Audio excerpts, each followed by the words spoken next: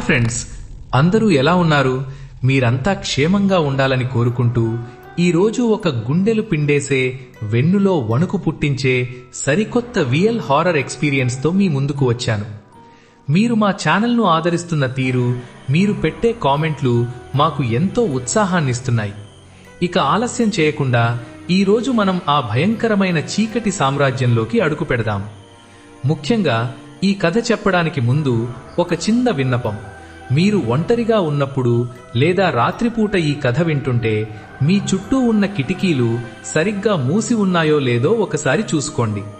ఎందుకంటే ఈరోజు మనం మాట్లాడుకోబోయేది ఒక పాత అపార్ట్మెంట్ గురించి. కథలోకి వెళ్లే ముందు మన ఛానల్కు కొత్తగా వచ్చిన వారు సబ్స్క్రైబ్ చేసుకోండి. ఈ వీడియో మీకు నచ్చినట్లయితే ఒక లైక్ చేయండి. మీ స్నేహితులు, బంధువులతో పంచుకోండి. మీ ప్రతి సపోర్ట్ నాకు ఇలాంటి మరిన్ని వాస్తవిక, భయంకరమైన అనుభవాలను మీ ముందుకు తీసుకురావడానికి ధైర్యాన్నిస్తుంది. ఇక ఆలస్యం చేయకుండా ఆ చీకటి రాత్రిలో నాకు ఎదురైన ఆ భయానక సంఘటనలోకి వెళ్దాం. నా పేరు అశోక్. నేను కర్నూలులో ఒక ప్రైవేట్ ఫైనాన్స్ కంపెనీలో మేనేజర్గా పనిచేస్తున్నాను. కర్నూలు నగరం అంటేనే ఒక ప్రత్యేకమైన చరిత్ర, పాత కట్టడాలు, ఇరుకైన సందులు. నా ఆఫీసు కూడా అలాంటి ఒక పాత ప్రాంతంలోనే ఉంది. సాధారణంగా నా జీవితం చాలా క్రమశిక్షణతో సాగిపోతుంటుంది. ఉదయం 9ంటికి ఆఫీసుకు వెళ్లడం, సాయంత్రం 6 కల్లా ఇంటికి చేరుకోవడం, ఇదే నా దినచర్య. కానీ ఆ ఒక్కరోజు నా జీవితాన్ని, నా ఆలోచన దృక్పథాన్ని పూర్తిగా మార్చేసింది. మా ఆఫీసు పక్కనే ఒక పాత అపార్ట్మెంట్ ఉంది. దానికి పేరు కూడా లేదు. పాతకాలపు నల్ల రాళ్లతో కట్టిన ఆ కట్టడం చూస్తుంటేనే ఏదో తెలియని నిశ్శబ్దం మనల్ని ఆవహిస్తుంది. ఆ అపార్ట్మెంట్లో దాదాపు 10 ఫ్లాట్లు ఉన్నాయి. కానీ చిత్రమేమిటంటే అందులో ఒక్క కుటుంబం కూడా ఉండదు. అందరూ అంటారు అది కోర్టు కేసులో ఉందని, అందుకే ఎవరూ రావడం లేదని. కానీ ఆ బిల్డింగ్ వైపు చూస్తే మాత్రం అది కేవలం మనుషులు లేక ఖాళీగా ఉన్నట్లు అనిపించదు. ఎవరో ఉండకూడని వారు అక్కడ తిష్టవేసినట్లు అనిపిస్తుంది. ఆ అపార్ట్మెంట్ గోడల మీద పాకిన నాచు, విరిగిపోయిన కిటికీ అద్దాలు, తుప్పుపట్టిన ఇనుప గేట్లు, ఇవన్నీ కలిపి ఒక రకమైన నెగటివ్ ఎనర్జీని ప్రసరింపజేస్తుంటాయి.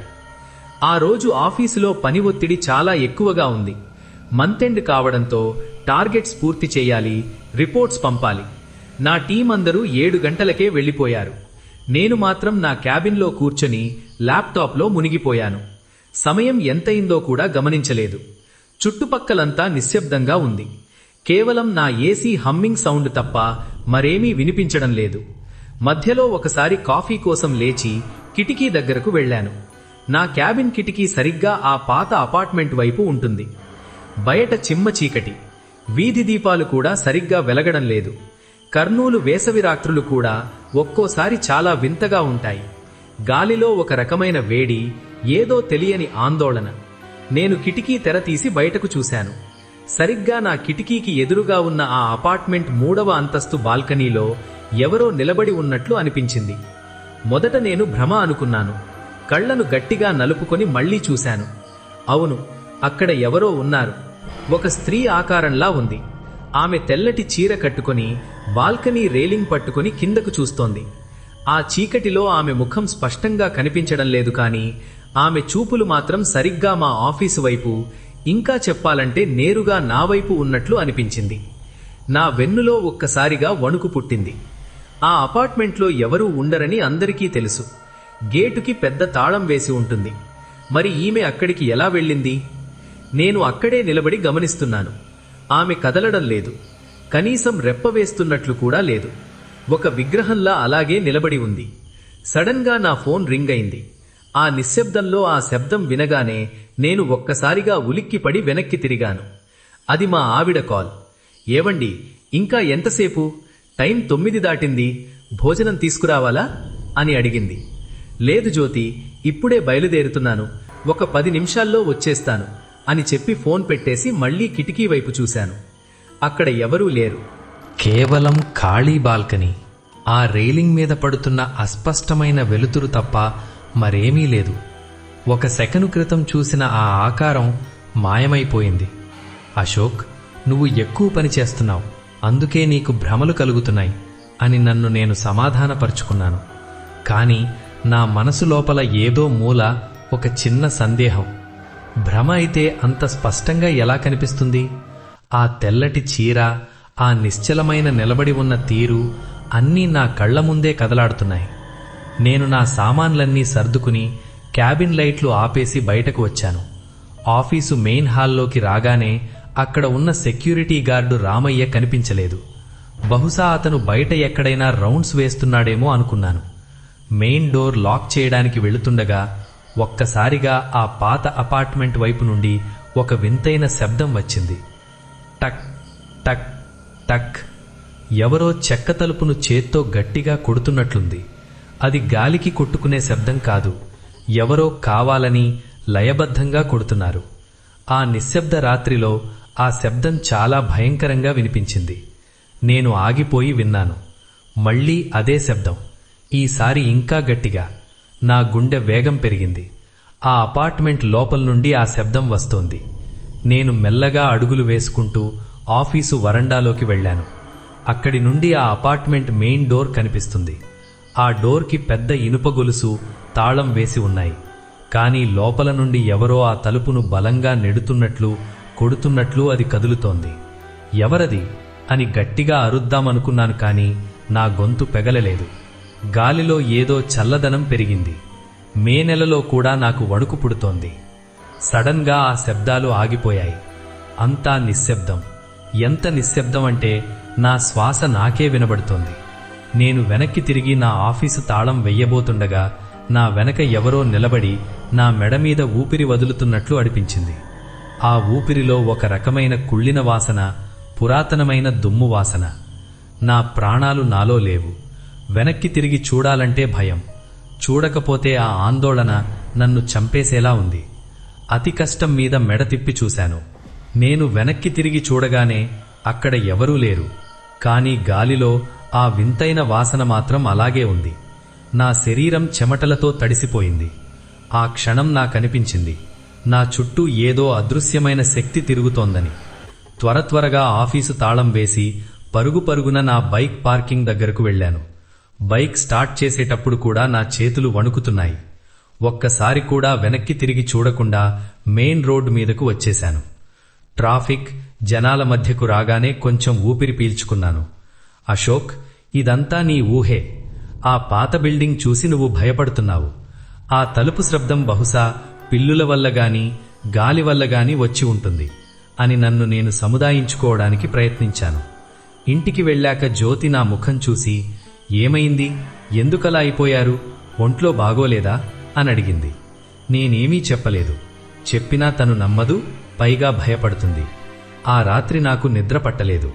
కళ్ళు మూసుకుంటే ఆ తెల్లటి ఆకారం, ఆ బాల్కనీలో నిలబడిన తీరు గుర్తొస్తున్నాయి. మరుసటి రోజు ఉదయం ఆఫీసుకు వెళ్లేటప్పుడు నాకు తెలియకుండానే నా కళ్ళు ఆ అపార్ట్మెంట్ వైపు వెళ్లాయి. పగటి వెలుతురులో అది అంత భయంకరంగా లేదు, కానీ ఆ కిటికీలు మాత్రం ఎవరో రహస్యంగా గమనిస్తున్నట్లు అనిపించింది. ఆఫీసులోకి వెళ్ళాక సెక్యూరిటీ గార్డు రామయ్యను పిలిచాను. రామయ్య అక్కడ చాలా ఏళ్ల నుండి పనిచేస్తున్నాడు. అతనికి ఆ చుట్టుపక్కల చరిత్ర అంతా తెలుసు. రామయ్య, రాత్రి నేను వెళ్లేటప్పుడు పక్కన అపార్ట్మెంట్లు ఏదో శబ్దం వచ్చింది, నువ్వు గమనించావా అని అడిగాను. రామయ్య ఒక్కసారిగా నా ముఖంలోకి చూశాడు. అతని కళ్లలో ఏదో తెలియని భయం మెరిసింది. అయ్యగారు, మీరు రాత్రి లేటు వరకు ఉండకండి. ఆ బిల్డింగ్ జోలికి వెళ్ళకండి. అది మామూలు బిల్డింగ్ కాదండి అన్నాడు తక్కువ స్వరంతో. ఏమైంది రామయ్య, ఎవరూ ఉండరు కదా అక్కడ, కోర్టు కేసు అని విన్నాను అన్నాను. రామయ్య చుట్టూ చూసి ఎవరూ లేరని నిర్ధారించుకొని నా దగ్గరకు వచ్చాడు. అది కోర్టు కేసు కాదండి, అదొక శాపం. ఒకప్పుడు ఆ బిల్డింగ్లో ఒక కుటుంబం ఉండేది. ఒక రాత్రి ఆ ఇంట్లో ఉన్నవాళ్లంతా ఒకేసారి చనిపోయారు. అది ఆత్మహత్యో హత్యయో ఎవరికీ తెలియదు. అప్పట్నుండి ఆ బిల్డింగ్లో ఎవరూ ఉండలేకపోతున్నారు. ఎవరైనా అద్దెకు వస్తే వారం తిరగక ముందే భయంతో ఖాళీ చేసి వెళ్ళిపోతున్నారు. రాత్రిపూట అక్కడ ఏవేవో శబ్దాలు వస్తుంటాయని ఆ వీధి చివర ఉన్నవాళ్లు కూడా చెప్తారు. అతను చెబుతున్నది వింటుంటే నా ఒళ్ళు జలధరించింది. మరి రాత్రి నేను చూసిన ఆ స్త్రీ ఎవరు? ఆ తలుపు కొట్టిన శబ్దం ఎవరిది? ఆ రోజంతా నా పని మీద దృష్టి పెట్టలేకపోయాను. ఆఫీస్లో అందరూ పని చేసుకుంటున్నారు కానీ నా మనసు మాత్రం ఆ పక్కన ఉన్న శూన్యంలోనే తిరుగుతోంది. మధ్యాహ్నం లంచ్ బ్రేక్లో మళ్లీ కిటికీ దగ్గరకు వెళ్లాను. ఈసారి బాల్కనీలో ఎవరూ లేరు. కానీ బాల్కనీ గోడ మీద ఒక చిన్న ఎర్రటి గుర్తు కనిపించింది. అది రక్తంలా ఉందా లేక కేవలం రంగుపోయిన మచ్చ అనేది దూరం నుండి అర్థం కాలేదు. ఆ సాయంత్రం త్వరగా వెళ్లిపోవాలని నిర్ణయించుకున్నాను. 5 గంటలకే నా పనులన్నీ ముగించుకుని బ్యాగ్ సర్దుకున్నాను. కానీ సరిగ్గా అప్పుడే మా బాస్ నుండి కాల్ వచ్చింది. ఒక అర్జెంట్ మీటింగ్ అని జూమ్లో జాయిన్ అవ్వాలని చెప్పారు. అది కాదనలేని పరిస్థితి. మళ్లీ ఆఫీస్లో ఉండాల్సి వచ్చింది. మీటింగ్ ముగిసేసరికి మళ్లీ 7 దాటింది. ఆఫీస్ అంతా నిర్మానుష్యంగా మారుతోంది. నాకు లోపల ఏదో తెలియని భయం మొదలైంది. త్వరగా ల్యాప్టాప్ క్లోజ్ చేసి బయటకు వస్తుండగా నా క్యాబిన్లో ఉన్న ఒక ఫైల్ కింద పడింది. అది తీయడానికి వంగినప్పుడు నా టేబుల్ కింద ఎవరో కూర్చుని ఉన్నట్లు ఒక అస్పష్టమైన నీడ కనిపించింది. నేను గబగబా వెనక్కి జరిగాను. ఏమీ లేదు, కేవలం నా భ్రమ. కానీ ఈసారి ఆ భ్రమలు నన్ను వదలడం లేదు.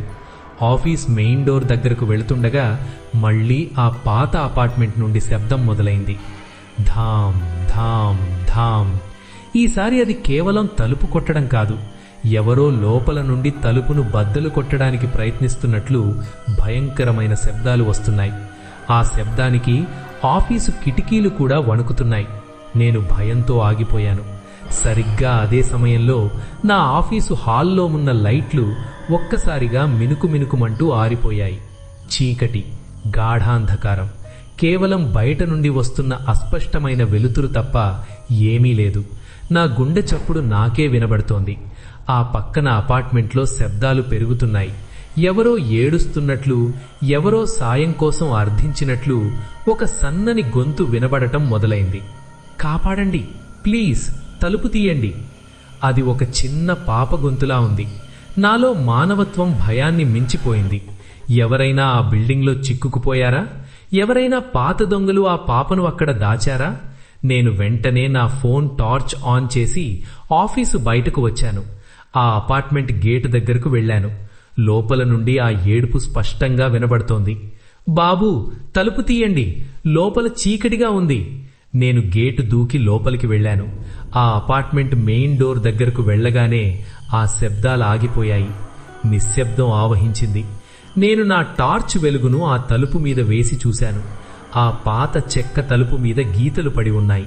ఎవరో గోర్లతో గీకినట్లు చెక్క పొట్టు కింద పడి ఉంది. నేను మెల్లగా, ఎవరది, లోపల ఎవరున్నారు అని పిలిచాను. సమాధానం లేదు. కాని ఆ తలుపు వెనక నుండి ఒక చిన్న పాదం కనిపించింది. తలుపు కింద ఉన్న ఖాళీలో నుండి ఒక చిన్న పిల్ల పాదం. అది రక్తంతో తడిసి ఉంది. నేను భయంతో వెనక్కి తగ్గాను. అదే సమయంలో నా భుజం మీద ఎవరో చెయ్యి వేశారు. నేను గట్టిగా కేక వేస్తూ వెనక్కి తిరిగాను. నేను వెనక్కి తిరగగానే అక్కడ రామయ్య నిలబడి ఉన్నాడు. అతని ముఖంలో కూడా భయం కనిపిస్తోంది. అయ్యగారు, ఇక్కడేం చేస్తున్నాడు? లోపలికి వెళ్ళకండి అని చెప్పాను కదా అన్నాడు ఆందోళనగా. నా గుండె లయ తప్పింది. రామయ్య, ఎవరో పాప ఏడుస్తోంది లోపల, తలుపు కింద నుండి రక్తం కనిపించింది అని అగచాట్లు పడుతూ చెప్పాను. రామయ్య నా టార్చ్ లాక్కుని ఆ తలుపు కింద వేశాడు. అక్కడ ఏమీ లేదు. రక్తం లేదు, పాదం లేదు, కేవలం మురికి పట్టిన నేల తప్ప. మీకు భ్రమ కలుగుతోందండి, ఇక్కడ ఎవరూ లేరు, మీరు వెంటనే బయటకు వచ్చేయండి అని రామయ్య నన్ను చెయ్యి పట్టుకుని గేటు బయటకు తీసుకువచ్చాడు. చూడండి అశోక్ గారు, ఈ బిల్డింగ్లో జరిగిన దారుణం అలాంటిది. ఆ కుటుంబంలో ఒక చిన్న పాప కూడా ఉండేది. ఆమెనే అందరికంటే దారుణంగా హింసించి చంపారట. ఆమె ఆత్మ ఇక్కడే తిరుగుతుంది అని అంటారు. మీరు ఆ శబ్దాలు విని లోపలికి వెళితే మళ్లీ బయటకు రాలేరు అన్నాడు. నేను ఏమీ మాట్లాడలేకపోయాను. ఆ రాత్రికి రాత్రి నా బైక్ తీసుకుని ఇంటికి వెళ్ళిపోయాను. కానీ ఆ పాదం, ఆ రక్తపు చుక్కలు అవి నా కళ్లలోనే ఉండిపోయాయి. ఇంటికి వెళ్ళాక కూడా నాకు మనశ్శాంతి లేదు. రాత్రి నిద్రలో నాకొక కల వచ్చింది. అదే అపార్ట్మెంట్. నేను ఆ మెయిన్ డోర్ తెరుస్తున్నాను. లోపలంతా చీకటి. ఒక చిన్న పాప చేతిలో పాత బొమ్మ పట్టుకుని నా వైపు వీపు తిప్పి కూర్చుని ఉంది. నేను ఆమె దగ్గరకు వెళ్ళగానే ఆమె ఒక్కసారిగా వెనక్కి తిరిగింది. ఆమె ముఖం లేదు, కేవలం మాంసం ముద్దలా ఉంది. ఆమె నోరు తెరిచి, "నువ్వు మా ఆఫీసుకెందుకొచ్చావు?" అని అడిగింది. నేను ఒక్కసారిగా ఉలిక్కిపడి లేచాను. ఒళ్లంతా చెమటలు. సమయం తెల్లవారుజామున 3 గంటలు. నా బెడ్రూమ్ కిటికీలో నుండి చూస్తే ఆశ్చర్యం. దూరంగా మా ఆఫీసు వైపు ఉన్న ఆ పాత అపార్ట్మెంట్ ఎర్రటి కాంతితో మెరుస్తున్నట్లు అనిపించింది. మా ఇల్లు ఆఫీసుకి 2 కిలోమీటర్ల దూరంలోనే ఉంటుంది. అంత దూరం నుండి అది ఎలా కనిపిస్తుంది? మరుసటి రోజు నేను ఆఫీసుకి వెళ్లడానికి భయపడ్డాను. లీవ్ పెడదామనుకున్నాను, కానీ ఆఫీసులో కొన్ని ఇంపార్టెంట్ ఫైల్స్ ఉన్నాయి. ధైర్యం తెచ్చుకుని వెళ్లాను. కానీ ఈసారి నేను ఒక్కణ్ణే కాదు, నా ఫ్రెండ్ సురేష్ని కూడా తోడు తీసుకెళ్లాను. సురేష్కి ఇలాంటి వాటి మీద నమ్మకం తక్కువ. "అశోక్, నువ్వు ఓవర్గా థింక్ చేస్తున్నావు. ఆ పాత బిల్డింగ్ చూస్తుంటే నీకు నెగటివ్ ఆలోచనలు వస్తున్నాయి అంతే" అని నన్ను నవ్వించాడు. ఆ రోజంతా సురేష్ నాతోనే ఉన్నాడు. సాయంత్రం 6 గంటలకి మేమిద్దరం కలిసి బయటకు వచ్చాం. "చూడు, ఇప్పుడు కూడా ఆ బిల్డింగ్ అలాగే ఉంది కదా, ఏ శబ్దాలు రావడం లేదు" అన్నాడు సురేష్. నిజమే, అప్పుడంతా ప్రశాంతంగా ఉంది. మేము మా బైకులు తీసుకుని వెళ్లిపోబోతుండగా సురేష్ బైక్ స్టార్ట్ కాలేదు. నేను నా బైక్ మీద అతన్ని డ్రాప్ చేస్తాను అన్నాను, కానీ అతను "లేదు లేదు, ఇక్కడే మెకానిక్ ఉన్నాడు కదా, చూపిద్దాం" అన్నాడు. మెకానిక్ షాప్కి వెళ్లేసరికి అతను షాప్ క్లోజ్ చేస్తున్నాడు. "రేపు రండి సార్" అని వెళ్లిపోయాడు. సురేష్ బైక్ను ఆఫీస్ పార్కింగ్లోనే పెట్టి నా బైక్ మీద వెళ్లడానికి సిద్ధమయ్యాం. సరిగ్గా అప్పుడే ఆ అపార్ట్మెంట్ పైన ఉన్న వాటర్ ట్యాంక్ నుండి నీళ్లు ఓవర్ఫ్లో అవుతున్నట్లు శబ్దం వచ్చింది. ఎవరూ లేని బిల్డింగ్లో మోటార్ ఎవరు వేశారు? నీళ్లు ఎలా వస్తున్నాయి అని సురేష్ ఆశ్చర్యపోయాడు. మేము పైకి చూశాం. ట్యాంక్ నుండి నీళ్లు కాదు, ఏదో నల్లటి ద్రవం కిందకు కారుతోంది. అది గోడల మీద నుండి ప్రవహిస్తూ కింద ఉన్న వరండాలోకి వస్తోంది. సురేష్కి కుతూహలం కలిగింది. "ఏంటో చూద్దాం పదా" అని గేటు దగ్గరకు వెళ్లాడు. నేను వద్దని వారించినా వినలేదు. మేము ఆ గేటు లోపలికి అడుగు పెట్టగానే ఒక్కసారిగా గేటు దానంతట అదే గట్టిగా మూసుకుపోయింది. తాళం పడిపోయింది. మేము షాక్ అయ్యాం. గేటు బయట నుండి ఎవరో లాక్ చేసినట్లు శబ్దం వచ్చింది, కానీ బయట ఎవరూ లేరు. "సురేష్, పద, ఇక్కడి నుండి వెళ్ళిపోదాం, గోడ దూకుదాం" అన్నాను. మేము గోడ ఎక్కడానికి ప్రయత్నిస్తుంటే ఆ నల్లటి ద్రవం మా కాళ్ల దగ్గరకు వచ్చింది. అది నీళ్లు కావు, అది ఒక రకమైన ఆయిల్లా ఉంది. దాని నుండి భయంకరమైన కుళ్ళిన వాసన వస్తోంది. సడన్ గా ఆ అపార్ట్మెంట్ కిటికీలన్నీ ఒక్కసారిగా తెరుచుకున్నాయి. లోపల నుండి ఎవరో గట్టిగా నవ్వుతున్న శబ్దం. అది ఒక మనిషి నవ్వు కాదు, 100 గొంతులు కలిసి నవ్వుతున్నట్లుంది. సురేష్ ముఖం పాలిపోయింది. "అశోక్, ఏదో జరుగుతోందిక్కడ" అన్నాడు వణుకుతున్న గొంతుతో. ఆ అపార్ట్మెంట్ మెయిన్ డోర్ ఇప్పుడు తెరుచుకుంది. లోపల చీకటి, కానీ ఆ చీకటిలో నుండి 2 ఎర్రటి కళ్ళు మమ్మల్ని చూస్తున్నాయి. ఆ కళ్ళు మెల్లగా మా వైపు కదులుతున్నాయి. ఆ ఆకారం బయటకు రాగానే మా గుండెలు ఆగిపోయినంత పనయింది. అది ఒక మనిషి కాదు, అది ఒక వికృతమైన నీడ. దాని చేతులు చాలా పొడవుగా ఉన్నాయి, వేళ్లు గోళ్లతో భయంకరంగా ఉన్నాయి. అది మా వైపు చూసి ఒక్కసారిగా అరిచింది. ఆ అరుపుకి మా చెవులు పగిలిపోయినంత పనయ్యింది. మేము ప్రాణభయంతో ఆఫీసు గోడవైపు పరుగు తీశాం. కానీ ఆ నీడ మాకంటే వేగంగా వస్తోంది. సురేష్ కాలు జారి ఆ నల్లటి ద్రవంలో పడిపోయాడు. ఆ ద్రవం అతని శరీరాన్ని పట్టుకున్నట్లుంది. అతను లేవలేకపోతున్నాడు. "అశోక్, నన్ను కాపాడు, ఇది నన్ను లాగుతోంది" అని సురేష్ కేకలు వేస్తున్నాడు. నేను అతని చేయి పట్టుకుని లాగడానికి ప్రయత్నించాను, కానీ ఏదో అదృశ్య శక్తి అతన్ని లోపలికి లాగుతోంది.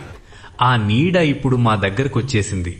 దాని ముఖం చూసినప్పుడు నాకు అర్థమైంది, అది కేవలం ఆత్మ కాదు, అది ఈ బిల్డింగ్లో జరిగిన దారుణాలన్నింటికీ సాక్షిగా మిగిలిపోయిన ఒక దుష్ట శక్తి. నేను జేబులో ఉన్న నా చిన్న దేవుడి ఫోటోను తీసి గట్టిగా పట్టుకున్నాను. "ఓం నమఃశివాయ" అని అరుస్తూ సురేష్ని లాగాను. ఒక్కసారిగా ఒక మెరుపు వచ్చినట్లయింది. ఆ నీడ వెనక్కి తగ్గింది. ఆ గ్యాప్లో నేను సురేష్ని పైకి లాగి గోడ దూకించి బయటకు పడేశాను. మేము రోడ్డు మీద పడి వెనక్కి తిరిగి చూసేసరికి ఆ బిల్డింగ్ మళ్లీ మామూలుగా ఉంది. కిటికీలు మూసి ఉన్నాయి, గేటుకు తాళం వేసి ఉంది. ఆ నల్లటి ద్రవం లేదు, ఏమీ లేదు. కానీ సురేష్ ప్యాంట్ మీద మాత్రం ఆ నల్లటి మరక అలాగే ఉంది. ఆ మరక నుండి ఇంకా ఆ కుళ్ళిన వాసన వస్తోంది. మేము ఆ రాత్రి ఎలా ఇంటికి వెళ్లామో మాకే తెలియదు. సురేష్ పూర్తిగా షాక్లో ఉన్నాడు. అతని కళ్ళు శూన్యంలోకి చూస్తున్నాయి. ఇంటికి వెళ్ళాక సురేష్కి విపరీతమైన జ్వరం వచ్చింది. వారం రోజుల పాటు అతను స్పృహలో లేడు.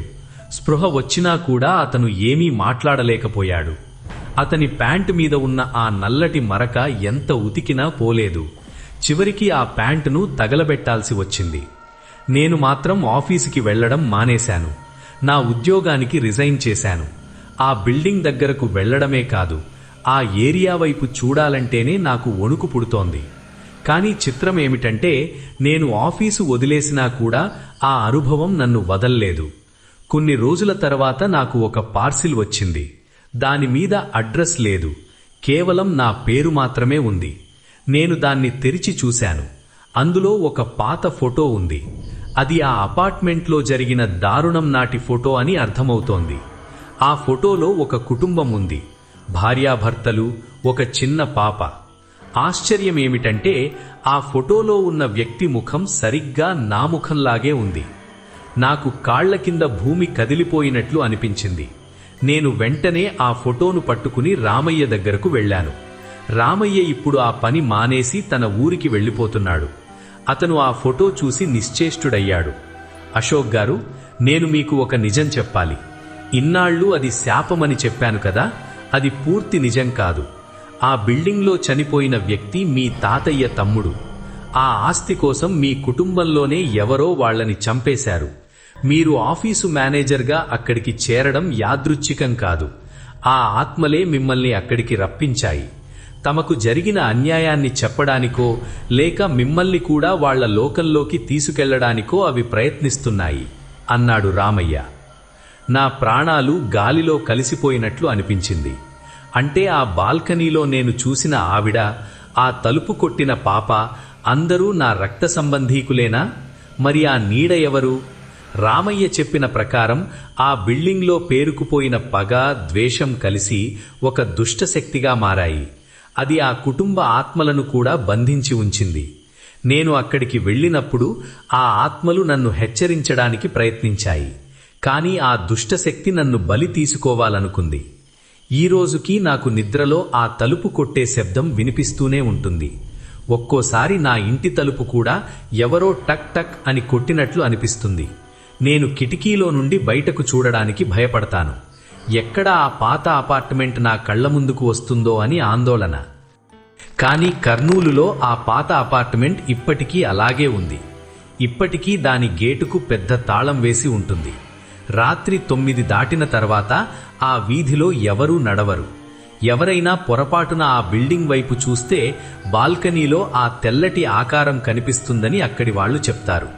నేను నేర్చుకున్న పాఠం ఒక్కటే: మనం వదిలేసిన గతం ఎప్పుడూ మనల్ని వెంటాడుతూనే ఉంటుంది. కొన్నిసార్లు అది మనల్ని హెచ్చరిస్తుంది, మరికొన్నిసార్లు అది మనల్ని తనలో కలిపేసుకోవాలని చూస్తుంది. మీరు కూడా ఎప్పుడైనా ఒంటరిగా ఉన్నప్పుడు ఎవరైనా మీ తలుపు కొడుతున్నట్లు అనిపిస్తే అది గాలి అనుకుని పొరపడకండి. ఒకసారి ఆలోచించండి, అది మీ నుంచి ఏదైనా ఆశిస్తున్న ఆత్మ కావచ్చేమో. ఈ అనుభవం తర్వాత నేను దేవుడి మీద భక్తిని పెంచుకున్నాను. ప్రతిరోజు గుడికి వెళ్తాను. ఆ భయంకరమైన నీడ నుండి నన్ను కాపాడింది ఆ దైవ చింతనే అని నేను నమ్ముతాను. కానీ ఆ పాత బిల్డింగ్, ఆ నల్లటి ద్రవం, ఆ వికృతమైన నవ్వు నా జ్ఞాపకాల్లో నుండి ఎప్పటికీ చెరిగిపోవు. ఈ కథ మీకు ఎలా అనిపించిందో కింద కామెంట్స్లో చెప్పండి. మీలో ఎవరైనా ఇలాంటి అనుభవాలు ఎదుర్కొని ఉంటే కామెంట్స్లో తెలియజేయండి. ఇలాంటి మరిన్ని రియల్ హారర్ స్టోరీస్ కోసం మన ఛానల్ని ఫాలో అవ్వండి. వీడియో నచ్చితే లైక్ చేసి మీ స్నేహితులు, కుటుంబ సభ్యులతో షేర్ చేయడం మర్చిపోవద్దు. మళ్ళీ రేపు రాత్రి 7 గంటలకు మరో సరికొత్త రియల్ హారర్ స్టోరీతో మీ ముందుకు వస్తాను. అంతవరకు సెలవు.